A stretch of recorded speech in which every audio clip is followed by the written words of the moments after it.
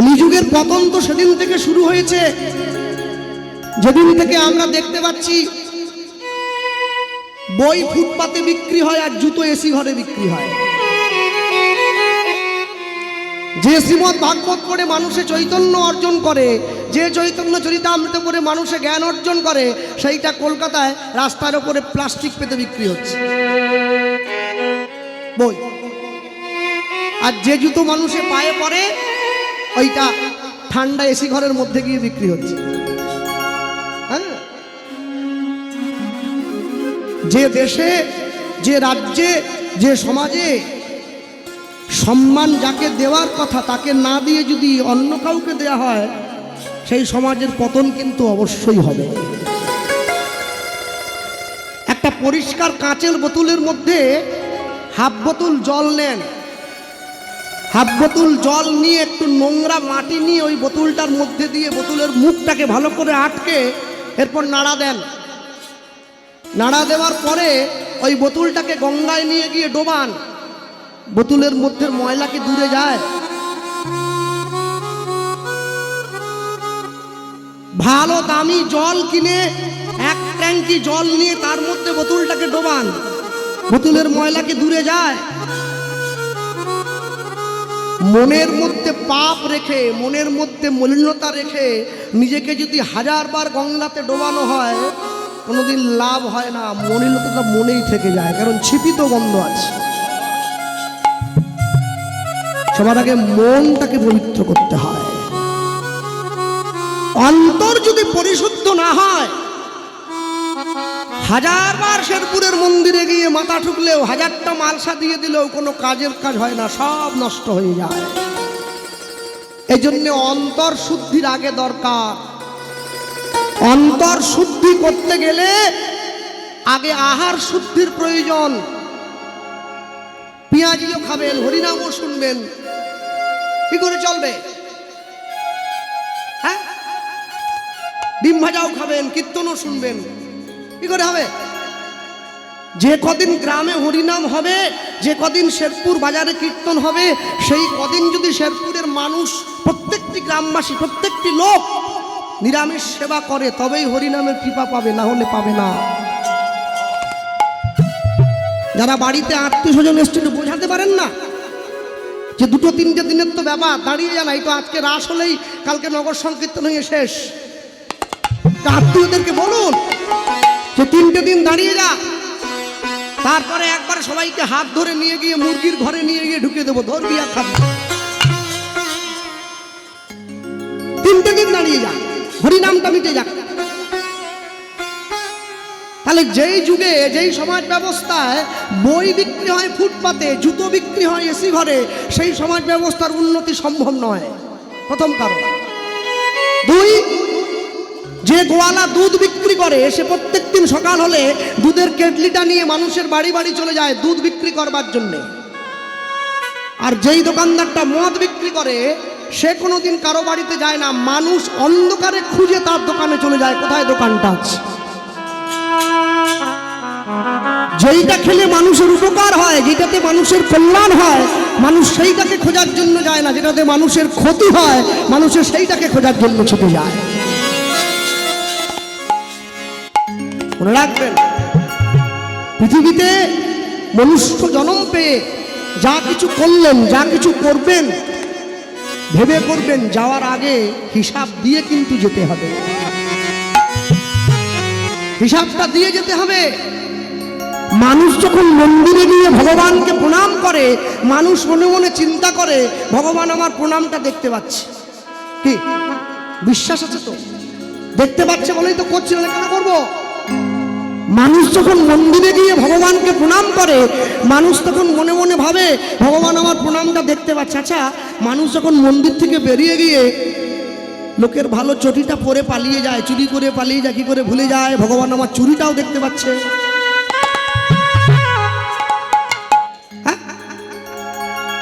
আমরা মনে মনে চিন্তা করি আমরা এই দেশটাকে, আমরা আমাদের সমাজটাকে ধর্মের আধার দিয়ে বেঁধে ফেলব। কোনোদিন সম্ভব নয় যদি মানুষের মানসিকতার পরিবর্তন না হয়। ব্যাংকে গেলে দেখা যায় একটা 5 টাকার কলম, সেটা আবার দড়ি দিয়ে বাঁধা আছে, লোক নিয়ে পালিয়ে যাবে। যে 5 লক্ষ টাকা রাখতে গেছে ব্যাংকে, নিজের রোজগারের টাকা, সে একটা 5 টাকার কলমের মোহ ছাড়তে পারছে না, চেকটা লিখে কলমটা পকেটে নিয়ে পালিয়ে যাচ্ছে। চায়ের দোকানে, সিগারেট দোকানে, পানের দোকানে গেলে দেখা যায় যে দেশলাই দিয়ে লোকে সিগারেট ধরায়, দড়ি দিয়ে বাঁধা আছে, লোকে নিয়ে পালিয়ে যাবে, দোকানদার ভয় পাচ্ছে। বড় বড় এক্সপ্রেস ট্রেনে উঠলে, আমি কদিন আগে আসামে ছিলাম, ট্রেনের মধ্যে উঠে দেখি কি বাথরুমের মধ্যে যে মগটা দেওয়া আছে ওটাতেও চেন দেওয়া। একটা মগের লোভ ছাড়তে পারছি না আমরা, ওটাকেও ব্যাগে নিয়ে পালাতে হবে।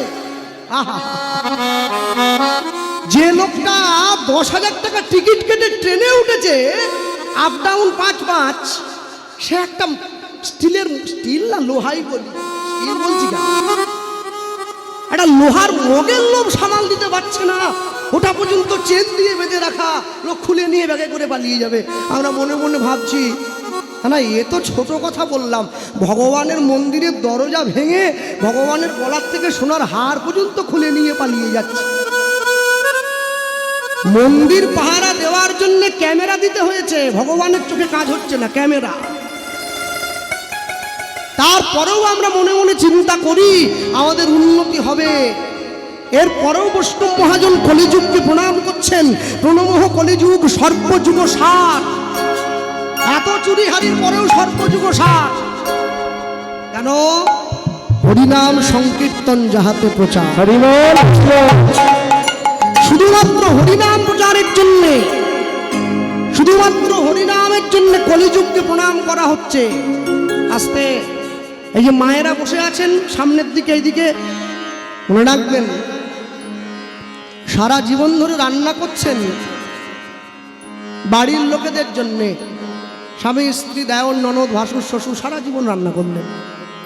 যেদিনকে আপনার হাতের রান্না গৌর গোবিন্দের সেবায় লাগবে, আপনি জানবেন সেদিনকে আপনার রান্না শেখা সার্থক হয়েছে, তার আগে হয় নাই। কেননা ভগবানের জন্য সবাই রসই করতে পারবে না, সে ভাগ্য সবার হবে না, এর জন্য ভাগ্য থাকতে হয়। হ্যাঁ না, তবে আমাদের শেরপুরের মায়েদের দুঃখ পাওয়ার কিছু নেই, সকলের মনে বড় আনন্দ।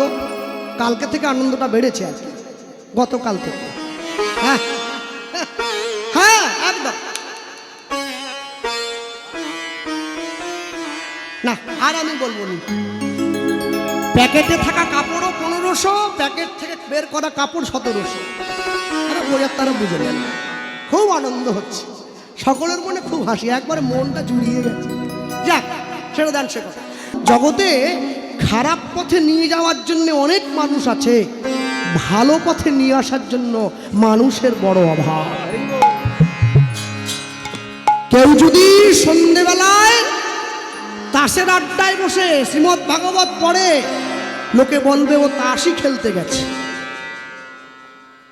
আর কেউ যদি সন্ধেবেলায় ঘরের দরজায় বসে কাউকে না কাছে পেয়েও একা একা হাতে তালি দিয়ে হরিনাম করে, তাতেও লোকে বলবে ও হরিনাম করছে। আস্তে আচ্ছা, অনেকে আমাকে প্রশ্ন, আজকে এক্ষুনি একজন বলছিল, দাদা কার কাছে দীক্ষা নেব, কার কাছে কাকে গিয়ে প্রণাম করব, সব তো ভণ্ড, সব তো 2 নম্বরই। আরে সারা জীবন ফিটকিরির সঙ্গে দেখা হয়েছে, কোনোদিন মিস্ত্রির সঙ্গে দেখা হয়নি। মিস্ত্রির সঙ্গে যেদিন দেখা হবে না, আপনি ফিটকিরির কথা ভুলে যাবেন। আচ্ছা, একটা চা খাচ্ছেন চায়ের দোকানে বসে শেরপুর বাজারে, হঠাৎ করে আপনার চায়ের কাপে একটা মশা পড়ে গেল, চাটা ফেলবেন না মশাটা ফেলবেন? চাটা ফেলে দিতে হবে তো? বাহ, সুন্দর। 5 কিলো ঘিয়ের একটা কৌটো আছে বাড়িতে, ওইটা খুলে দেখছেন ঘিয়ের কৌটোর উপরে একটা মশা পড়ে গেছে, ঘিটা ফেলবেন না মশাটা ফেলবেন?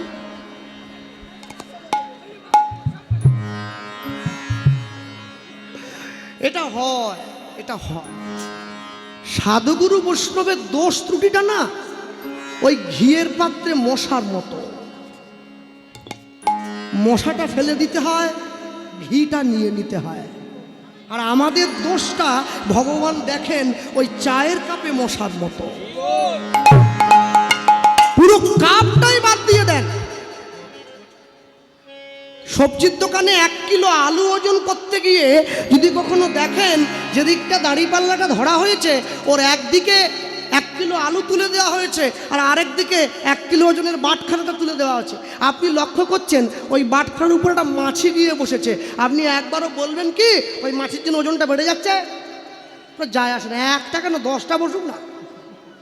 আপনি সোনার দোকানে বাড়ির গিন্নির জন্য কানের দুল আনতে গেছেন, যেই সময় ওজনটা হচ্ছে ওই সময় ওই বাটুর উপরে গিয়ে মাছি একটা বসেছে, আপনি বলবেন আরো 10টা বসুক? মনে রাখবেন সব সময়ের জন্য জীবনে যা কিছু আছে, যা কিছু ছিল, যা কিছু থাকবে এগুলোকে রেখে চলে যেতে হবে, কর্মটা সঙ্গে নিয়ে। বাঙালি হিন্দুরা সংসারে পড়ে ভোগ করে কত জ্বালা, তবু তারা গলায় দিল না দুপের তুলসীর মালা, মালা পড়বে। আর যে সমস্ত মায়েদের এবং মেয়েদের মালা পরতে লজ্জা পায়, তোমাদের জন্য একটা বুদ্ধি আছে, কি রাত্রিবেলা ঘুমানোর সময় মালা পরে ঘুমাবে। কেউ জানলো না, সকালবেলা ঘুম থেকে উঠে মালা খুলে বালিশের তলে দিয়ে ঘরের বাইরে এসো, কেউ জানলো না। তো নাইট ডিউটি তো 1 দিন 2 দিন 3 দিন 4 দিন 5 দিন 6 দিন 7 দিন 8 দিন 10 দিন 15 দিন 1 মাস, এরপর দেখবেন গলার মালা গলায় রয়ে গেছে, আপনি ঘরের বাইরে চলে এসেছেন। মানুষের সঙ্গে প্রেম করলে প্রেম কমে যায়, ভগবানের সঙ্গে প্রেম করলে প্রেম বেড়ে যায়। হ্যাঁ, ভগবানের সঙ্গে প্রেম করবে। একজন মুসলমান বাড়ির বাবু প্রত্যেক দিন 5 বার করে মসজিদে নামাজ পড়তে যায়। তোমাদের শেরপুরে এত সুন্দর মন্দির, দিনে একবারও আসার সময় হয় না। নিজের জীবনের পরিশুদ্ধি ঘটাও, নিজের জীবনের পরিশুদ্ধি না ঘটালে 44 বছর হরিনাম হচ্ছে, আরো যদি 400 বছর হরিনাম হয় লাভের লাভ কিছু হবে না, পুরো বছরের খাতায় চলে যাবে। আত্মশুদ্ধি ঘটাবে। এলাম, দাঁড়ালাম, শুনলাম, ডিম চাউমিন খেলাম, ঘরে গিয়ে লম্বা হয়ে শুয়ে পড়লাম, এজন্য হরিনাম নয়। মানুষের চিত্ত শুদ্ধ করবার জন্য হরিনাম, অন্তরকে পবিত্র করবার জন্য হরিনাম, অন্তরকে পরিতৃপ্ত করবার জন্য হরিনাম। সব সময়ের জন্য কখনো কোনো কিছুর বিনিময়ে নামকে পরিত্যাগ করবেন না, আশ্রয় করবেন। ভালো লাগুক আর না লাগুক রোজ খাবেন তিতা, ইচ্ছে করুক আর না করুক রোজ পড়বেন গীতা, প্রত্যেক দিন পড়বেন। ভুল হোক তবু পড়বেন। আজ ভুল হবে, কাল ভুল হবে, পরশু ভুল হবে, তারপর দিন দেখবেন ঠিক হয়ে যাবে। কে বলতে পারে? আমরাও হয়তো রত্নাকর দস্যুর মতো মরা মরা বলতে বলতে রাম উচ্চারণ করলেও করে ফেলতে পারি। হরিসভায় বসে সান্ধ্যকালীন কীর্তনে ভক্ত ব্রাহ্মণ বৈষ্ণব শ্রোতাবর্গকে সম্মুখে রেখে আমরা শুনছি পরম কৃষ্ণ অনুরাগী বৈষ্ণব, পরম কৃষ্ণ ভক্ত বৈষ্ণব শ্রীল প্রেমানন্দ ব্রাহ্মণের জীবনী কথা। আমি বলতে গিয়ে এইটুকুই বলবো, প্রেমানন্দের বাড়ি ছিল কাশীধাম বলে একটি জায়গায়। কাশীতে সবাই নাম শুনেছেন আপনারা। কাশীতে কে আছেন? দেবাদিদেব মহাদেব। হ্যাঁ, কাশীতে মহাদেব আছেন, পুরীতে জগন্নাথ আছেন, আমাদের দীঘাতেও জগন্নাথ মন্দির একটা হয়েছে। কেউ গিয়েছেন নাকি? গিয়েছেন? বাহ, আই তো আমিও গিয়েছি। অপূর্ব সুন্দর মন্দির হয়েছে। তবে সকলে মন্দিরে যাবেন, মন্দির দর্শন করবেন, পুজো দেবেন, প্রণাম করবেন। দয়া করে দীঘার জগন্নাথ মন্দিরটাকে জগন্নাথ ধাম বানিয়ে ফেলবেন না। পুরী হচ্ছে ধাম, দীঘা ধাম নয়, দীঘা হচ্ছে মন্দির। মন্দির ধাম নয়, ধাম আলাদা, মন্দির আলাদা। ভক্তমণ্ডলী মায়েরা, এই কাশীধামের যে ব্রাহ্মণ প্রেমানন্দ, এই প্রেমানন্দের বাবার নাম হচ্ছে হরিদাস। প্রেমানন্দের মাকে, প্রেমানন্দের মা হচ্ছে সুদেবী। যখন প্রেমানন্দের 10 বছর বয়স, প্রেমানন্দের বাবা গিয়ে প্রেমানন্দকে জিজ্ঞাসা করছে, হ্যাঁ রে খোকা, বড় হয়ে কি হতে চাস? প্রেমানন্দ উত্তর দিচ্ছে, বাবা আমি বড় হয়ে না অনেক বড় পণ্ডিত ব্যক্তি হতে চাই। আগেকার দিনে নিয়ম ছিল ছেলেমেয়েরা বড় হলে গুরুদেবের আশ্রমে থেকে লেখাপড়া শিখতে হতো। জীবনের 4টি ধাপ: ব্রহ্মচর্য, গার্হস্থ্য, বানপ্রস্থ, সন্ন্যাস। 4টি ধাপ গুরুদেবের আশ্রমে থেকে শিখতে হতো। এই যে মায়েরা বসে আছেন, দাঁড়িয়ে আছেন, মনে রাখবেন, চেষ্টা করলে বাড়ির ছেলে মেয়েকে ডাক্তার তৈরি করতে পারবেন, মাস্টার তৈরি করতে পারবেন, উকিল তৈরি করতে পারবেন, ব্যারিস্টার তৈরি করতে পারবেন। চেষ্টা করলে বাড়ির ছেলে মেয়েকে কোনোদিন ভক্ত তৈরি করতে পারবেন না। ভক্ত জন্ম দেওয়া যায় না, ভক্ত হয়ে জন্মাতে হয়। প্রেমানন্দের বাবা গিয়ে প্রেমানন্দকে জিজ্ঞাসা করছে, প্রেমানন্দ বড় হয়ে কি হবি? বলছে, আমি তোমার থেকে বড় পণ্ডিত হব। প্রেমানন্দের হাত ধরে প্রেমানন্দের বাবা নিয়ে যাচ্ছে গুরুদেবের আশ্রমে। জীবনের 4টি ধাপ শেখাবে। কথা বলবেন না? জীবনের 4টি ধাপ। 10 বছর থেকে 25 বছর পর্যন্ত ব্রহ্মচর্য, 25 থেকে 45 পর্যন্ত গার্হস্থ্য, 45 থেকে 55 পর্যন্ত বানপ্রস্থ, 55 পরে সন্ন্যাস। 10 থেকে 25 ঊর্ধ্বলিঙ্গ, ঊর্ধ্বজনী, ঊর্ধ্বরতি হয়। ঊর্ধ্ব না হইলে জীবে যাবে জমালয়। পুরুষের লিঙ্গ হয় মস্তকের মণি, তা লইয়া খেলা করে দেবপদ্মজনী। শ্রী রাধিকা হয় তার প্রেমের মহাজন, সেই মানুষের বাড়ে ওজন, তাকে বলে মহাজন। আর ভেঙে আমি বলতে পারবো না, যারা বোঝার তারা বুঝে নেয়। 10 থেকে 25, 25 থেকে 45 গার্হস্থ্য, সংসারে ফিরে আসবে, সৎ পথে উপার্জন করবে, নিজ স্ত্রীকে দিয়ে সন্তানের জন্ম দেবে, নিজ স্ত্রী ছাড়া জগতের বাকি নারীকে মাতৃজ্ঞানের সম্মান দেবে। গার্হস্থ্য 25 থেকে 45, 45 থেকে 55 বানপ্রস্থ। নখ বড় রাখবে, চুল বড় রাখবে, জল ছেঁকে খাবে, গুরু দীক্ষা নিয়ে হরিনাম করবে, স্ত্রীর সঙ্গে কথা কম বলবে। নিজের মেয়ে যদি উপযুক্ত হয়ে যায়, নিজের মেয়ের সঙ্গে নির্জনে কথা বলবে না। 55 পরে সন্ন্যাস, সংসারের মায়া ত্যাগ করে নির্জনে চলে যাবে ঈশ্বর ভজনের জন্য। যখন সকালবেলা আমি কীর্তন থেকে বাড়ি যাই ভোরের দিকে, ওই খাঁচার মধ্যে করে ইগুলোকে ভরে নিয়ে যায়, মুরগিগুলো দেখেছেন তো, পোলট্রি। তা একটা মুরগির পাশে আরেকটা মুরগি থাকলেও কি চুপ থাকবে নাকি? মুরগির যা স্বভাব আর কি, সেই মুরগি মানুষ খাচ্ছে শুধু। না না, এটা মানুষের দোষ বলবো না, মুরগির গুণ। আপনি যেমন খাদ্য খাবেন সেই রকম মনোবৃত্তি আপনার তৈরি হবে। আপনি সাত্ত্বিক খাদ্য খান, মনোবৃত্তি সাত্ত্বিক হবে। আপনি রাজসিক খাদ্য খান, মনোবৃত্তি রাজসিক হবে। আপনি তামসিক খাদ্য খান, মনোবৃত্তি তামসিক হয়ে যাবে।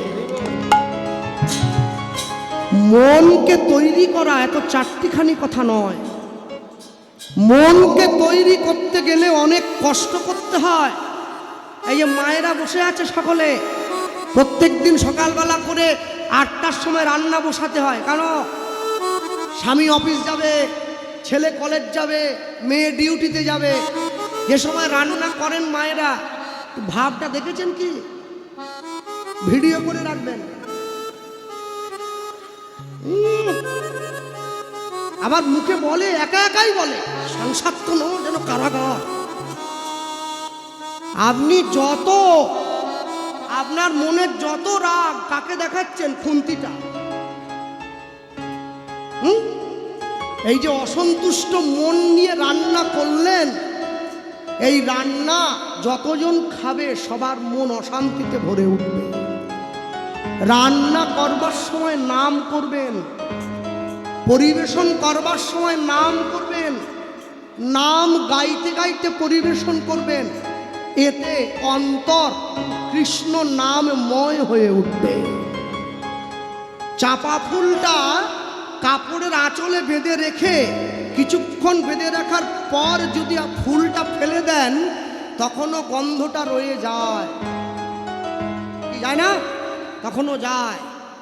হরিনামটা আশ্রয় করবার পরে যদি ছেড়ে দেন, নামের প্রভাবটা রয়ে যাবে, ভবসিন্ধুর ঘাটটা অনায়াসে পার হয়েছে। প্রভাবটা রাখতে হবে, প্রভাব রাখতে না জানলে হবে না। নামের প্রভাবটা রাখবেন। মনে রাখবেন, যারা বসে আছেন এই স্থানে, পৃথিবী কিন্তু যে কোনো মুহূর্তে আমাদেরকে যে কোনো কিছু শাস্তি দেওয়ার জন্য তৈরি হয়ে আছে। সঙ্গে সঙ্গে কদিন আগে খবরের কাগজে দেখলাম, ফেসবুকে দেখলাম, টিভিতে দেখাচ্ছে, কলকাতার কোন একটা হোটেলে একজন বাঙালি খেতে গিয়েছিল। সে খেতে বসেছে, একটা জিনিস অর্ডার দিয়েছে, তাকে একটা অমেধ্য জিনিস খাইয়ে দেওয়া হয়েছে। তাহলে যে কোনো মুহূর্তে কিন্তু আপনার জীবনের উপরে সেই সমস্যাটা নেমে আসতে পারে। নাম আশ্রয় করবেন, নাম বড় বলবান।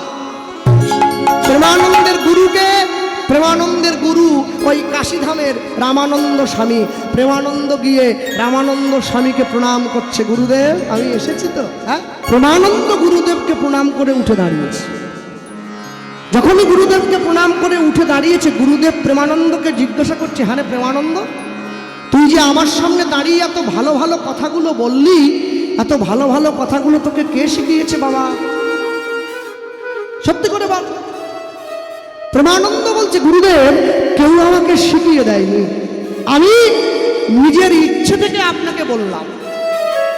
তাহলে যাকে দেখিলে মুখে আসে কৃষ্ণ নাম, জানিবে সেই বৈষ্ণব, তাকে করিবে প্রণাম। কাকে দেখলে মুখে কৃষ্ণ নাম আসে? বৈষ্ণবকে দেখলে। কোন বৈষ্ণব? না, যে বৈষ্ণব নিজের অন্তরে সদা নামকে বসিয়ে রেখেছেন, তাকে দেখলে। প্রণাম করে উঠে দাঁড়িয়েছেন। প্রেমানন্দের সম্মুখে দাঁড়িয়ে রামানন্দ স্বামী গুরুদেব হয়ে প্রশ্ন করছে, হ্যাঁ রে, আশ্রমে থাকলে তো তোকে কাজ করতে হবে, কাজ করতে পারবি? হ্যাঁ, কি কাজ করবি? গুরুদেব আপনি যেই কাজ বলবেন আমি সেই কাজই পারবো। আচ্ছা তবে একটু বল, আমি শুনি। আচ্ছা তুই বাসন মাজতে পারবি? হ্যাঁ। কাপড় কাচতে পারবি? হ্যাঁ।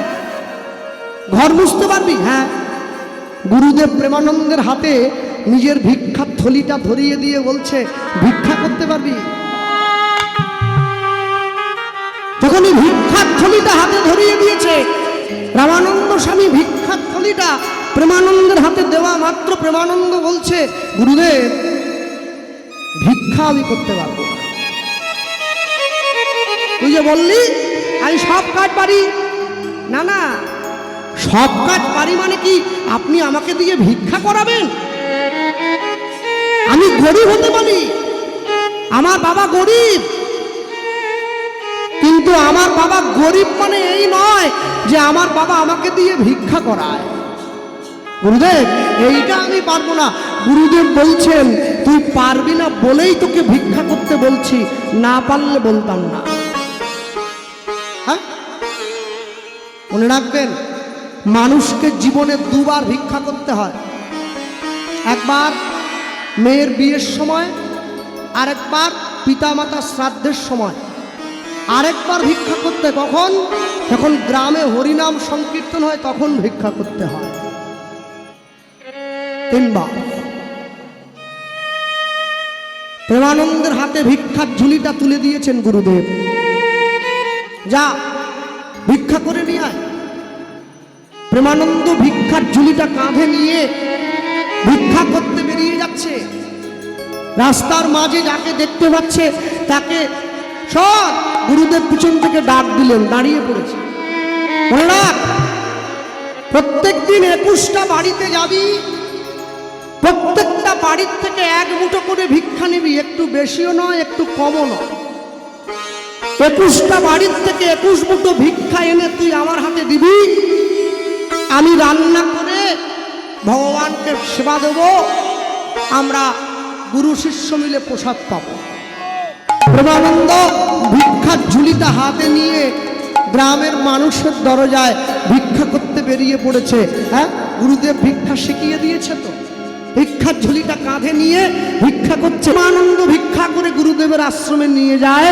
রামানন্দ স্বামী প্রেমানন্দের কাছ থেকে ভিক্ষার পুটুলিটা নিয়ে সুন্দর করে রান্না করে ভগবানের মন্দিরে নিয়ে যায়।